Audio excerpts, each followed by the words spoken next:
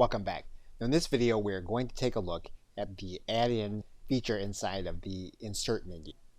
Now when you've gone to the store and you have placed an add-in and you've made it part of your Microsoft PowerPoint, that add-in is going to appear in the add-in section in the insert menu. And you'll see two of these add-ins here. Once you do that, what you'll want to do is you'll want to click on the add-on. And we are going to click on the Mindmapper.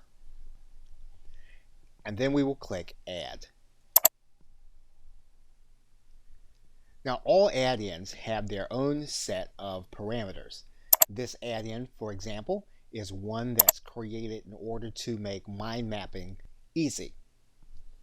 And we can give ourselves more space by broadening our workspace. Once we complete our work inside of the add-on, we can export the image. And then once we complete the image, all we'll need to do is copy the image.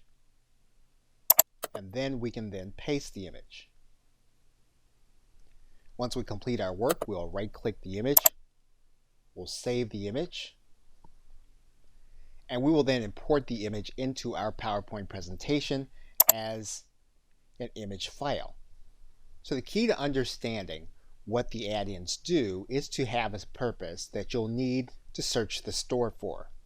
In this case, you'll notice that we have two applications that do mind mapping. And we can try any of those applications, add them to our add-ins, and then use them either as a trial or as the free version as part of our tools in PowerPoint.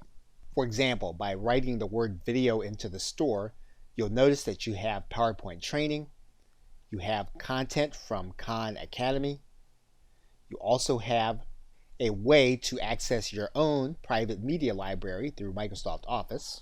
And so the add-ins are a way for you to extend the capability of your PowerPoint application. Okay, so with that, thanks, and I will see you in another video.